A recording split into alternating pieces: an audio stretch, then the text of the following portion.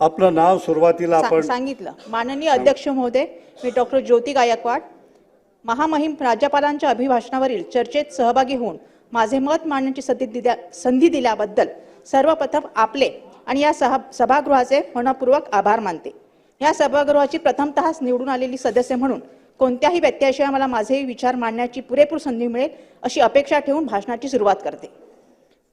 इथे जर बघितलं तर सत्ताधारी पक्षामध्ये 20 बहिणी आहेत आणि विरोधी पक्षामध्ये मी फक्त एकच बहीण आहे आणि त्यामुळे लाडकी बहीण मला समजावी आणि माझ्यावर प्रेम करावं आणि सन्मान मिळावा आणि माझे काही शब्द आहेत ते ऐकून घ्यावे ही विनंती करते। आणि ती पण निवडणुकीच्या आधीची लाडकी बहीण, निवडणुकीच्या नंतरची नाही, कारण त्यानंतर अटी आणि शर्ती लागू केलेल्या आहेत, तशी नको आहे।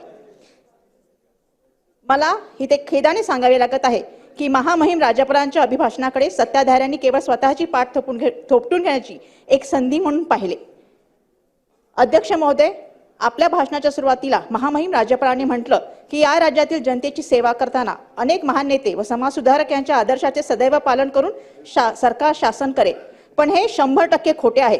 महाराष्ट्रातील जनतेची आणि महामहिम राज्यपालांची साफ दिशाभूल झाली आहे।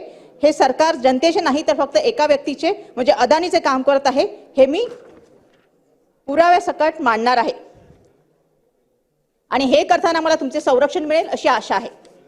अध्यक्ष महोदय, महाराष्ट्रात आचारसंहिता लागू होण्याच्या काही दिवस आधी म्हणजे 4 ऑक्टोबर 2024 रोजी राज्याच्या गृहनिर्माण विभागाने एक तुगलकी GR काढला। त्याची एक प्रत मी आपल्यालाही पाठवत आहे। त्यावेळी हा विभाग भाजपाकडे होता आणि अतुल सावे साहेब या विभागाचे मंत्री होते।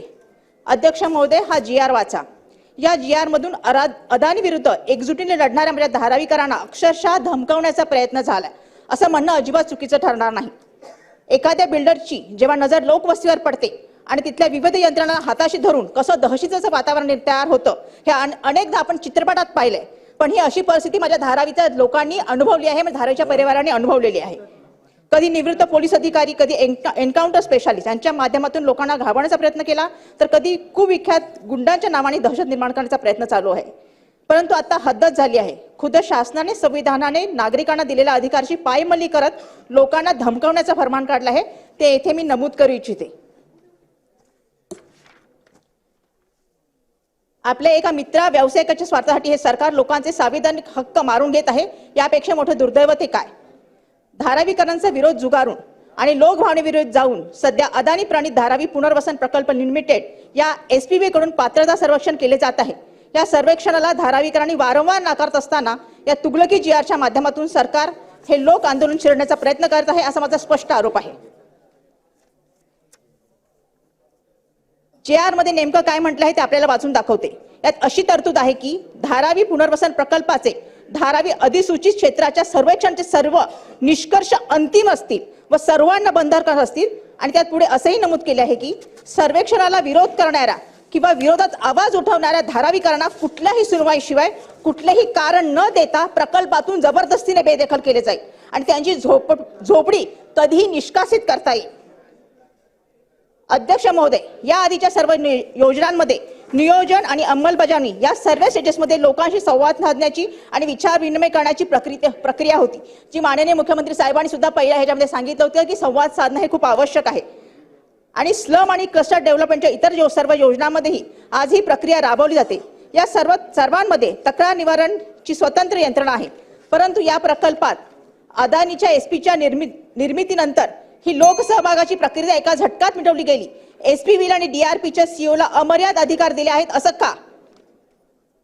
हा GR एवढ्यावरच थांबत नाही, तर तुम्हाला विश्वास बसणार नाही। यात झोपड्यांची पडताळणी आणि सर्वेक्षणासंदर्भात निर्णय घेण्याचे संपूर्ण आणि सर्वंकष अधिकार धारावी पुनर्वसन प्रकल्पाला देण्यात आले आहेत।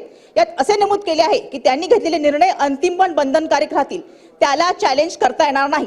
म्हणजे अदानीच्या SPV आणि DRPच्या CEOने घेतलेले निर्णय सर्वांना बंधनकारक राहतील। याचाच अर्थ असा की गृहनिर्माण विभागाचे मंत्री, माननीय मुख्यमंत्री किंवा आपण सुद्धा याला चॅलेंज करू शकत नाही। एवढेच नाही तर या योजनेअंतर्गत केलेल्या गोष्टी विरुद्ध खटलाही चालवता येणार नाही, कुठलीही कायदेशीर कारवाई करता येणार नाही। म्हणजे जज, ज्युरी, एक्झिक्युशनर या सगळ्या भूमिकेत अदानीची माणसं आणि DRPचे CEO आहेत, हे किती भयानक आहे। आता मी हे प्रश्न एक धारावीकर म्हणून, धारावीचे आमदार म्हणून आपल्याला मार्फत मुख्यमंत्री महोदय व सरकारला विचारू इच्छिते। कोणतीही सुनावणी किंवा पब्लिक स्वामी हिअरिंग न देता प्रवीण. जी आर मार्फत सरकार कोणाला भाड्याची घर देणार, कोणाला नाही, कोण अपात्र होणार, काय नियम असणार एक हाती ठरवत आहे. या जी आर ची भाषा जरी पाहिली तर श्री सरकार बापू पठारे. अदानी जणू माझ्या धारावीकडनं मोठे उपकार करत आहे आणि त्यांनी जे हे बिनशर्त स्वीकारलं गेलं आहे हे अन्य नाही. जर आंदोलन जन आंदोलन असो की पवित्र सभागृहाचे व्यासपीठ असो किंवा लोकसभा आणि विधानसभा निवडणूक असो, धारावीकरांनी वारंवार स्पष्ट केले आहे की सरकारला असलेलं मॉडेल धारावीकरण नको आहे. अदानीच्या स्वामी एसपीवर प्रवीण. मार्फत लोकभावनेविरुद्ध केले जाणारं सर्वेक्षण आम्हाला मान्य नाही, पण हे सरकार अदानीच्या